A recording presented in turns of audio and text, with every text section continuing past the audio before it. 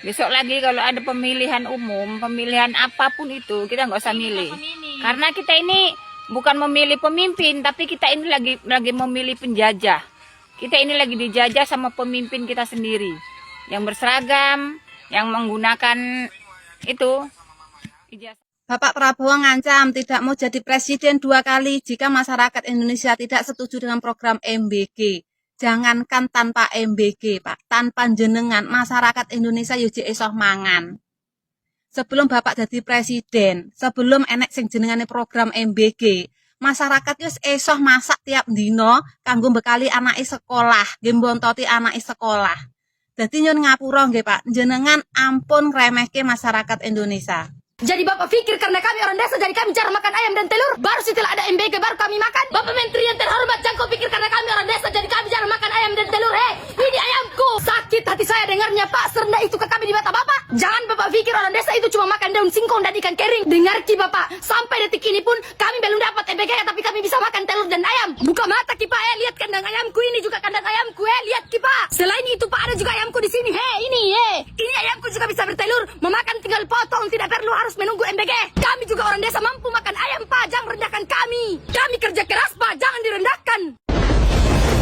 Sekali lagi, karena konflik kepentingan pemilik dapur SPPG adalah TNI dan Polri, program yang dari awal memang direncanakan terang-terangan. Bukan tentang makan, bukan tentang gizi, dan bukan tentang gratis.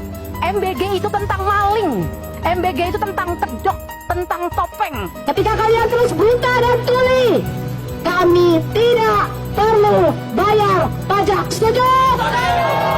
Catat bahwa ini adalah sesuatu alarm gitu ya bagi bangsa kita, bahwa turunnya TNI untuk menghadapi demonstrasi ini pertama kali terjadi pasca reformasi dan terjadinya ketika Pak Prabowo menjadi presiden. Jadi bayangkan ya, kita seperti mengalami dejavu gitu terhadap sejarah bangsa kita.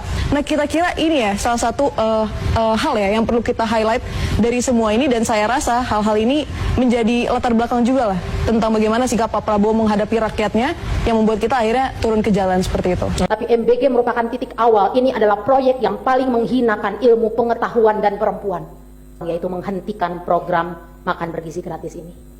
Sangat sulit untuk tidak emosional tentang program ini.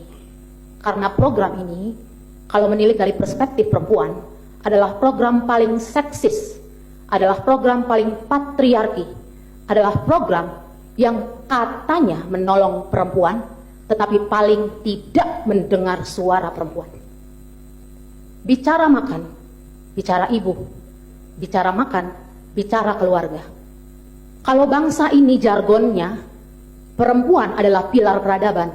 Di mana suara kami? Mari lihat daftar jajaran BGN. Berapa persen perempuan? Mari lihat para pengambil keputusan dalam proyek mega budget ini. Kami tidak terwakilkan di sana.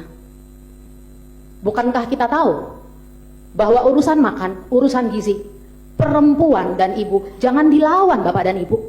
Betapa hinanya anak-anak kita di mata negara, diberikan makan sampai keracunan. Dan apa tindakan negara? Adakah kompensasi? Adakah permintaan maaf? Adakah ganti rugi secara sosial? Bapak ibu yang tidak punya BPJS ke rumah sakit merawat anaknya berhari-hari tanpa kompensasi, dan kita berkata kita sedang membela orang miskin. Dan yang lebih membuat sakit hati lagi, program ini yang kami juduli sebagai proyek ini meletakkan perempuan justru di kondisi paling vulnerable, paling rentan terhadap kemiskinan. Jangan sok mengatur saya, kalau Anda lebih pintar mengapa Anda tidak menjadi presiden saja. Pak, sampean ki dadi presiden ki mergo dipilih saka rakyat. Sampean nyalon dipilih saka rakyat, rakyat ki percaya nak sampean ki iso membawa Indonesia ki lebih maju, lebih cemerlang. Yo ancen Pak, dadi presiden iki ora penak, ora gampang mulakno. Saurunge nyalon sampean pikir sik kira-kira mampu apa ora. Nak sampean ora mampu, munduro saiki Pak, gek lek endang. Nak mau membawa Indonesia lebih morat marit, mowat mawut, aku dhewe yo iso, Pak. Ngono lho. Ora dadak sampean. Engko nak sampean mundur biyen digolekke presiden sing luwih cerdas cemerlang, Pak. Nak sampean mundur to, Pak? Munduro. Jadi, kalau misalnya MBG dihapus, keberatan nggak? Kamu mau nanya, tapi jawab jujur ya. Kalian lebih pilih dapat MBG setiap hari atau sekolah gratis sampai kuliah? Pertanyaan kedua, mau dapat MBG setiap hari atau ibu kalian di rumah belanjanya murah? Ibu belanja. Ketiga, mau dapat MBG setiap hari atau gaji ayahnya naik? Pertanyaan terakhir, jujur kan jawaban ini kan? Pilih MBG setiap hari, dapat MBG setiap hari, atau gaji Bu Artini yang naik? Jadi tidak apa-apa dapat MBG lagi? Iya. Bisa makan di rumah. Jadi tidak apa-apa dapat MBG? Tidak apa-apa. Serius. MBG dihapuskan. Kenapa serius? Serius. Oke, kalian tidak makan lagi. Kan bisa bawa bekal. Jadi, kalau misalnya MBG dihapus, keberatan nggak? Tidak, serius? Kenapa? Bukannya enak dapat MBG setiap hari? MBG-nya apa tuh? Jeruk, tahu, tempe. Pengennya apa? Chicken. Goreng. Chicken katsu. Chicken katsu. Tapi kan pernah dapat chicken katsu? Tapi jarang, Bu. Jarang. Yang seringnya apa? Tahu. Jadi kalau MBG dihapus, tidak masalah? Tidak sih. Kalian jadi nggak sudah belajarnya? Tidak. Terima kasih atas kejujurannya. Bapak ini mengatakan kalau MBG diuangkan, takutnya emak-emak nggak bisa membelanjakan. Bukan emak-emak yang tidak bisa membelanjakan makanan bergizi, Pak. Tapi Bapak yang takut nggak bisa korupsi dari uang MBG. Ngomong gitu aja kok malu-malu. Terus terang aja, Pak, nggak masalah. Menteri Desa sebut masyarakat yang tinggal di desa jarang makan telur dan ayam. Dengan adanya MBG mereka mendapatkan asupan gizi. Sik, Pak. Jenengane endok iki bukan barang mewah sing susah didapat. Nak ayam jenengane wong desa kuwi lho do ngingu ayam dede nak pengen tinggal mbeleh.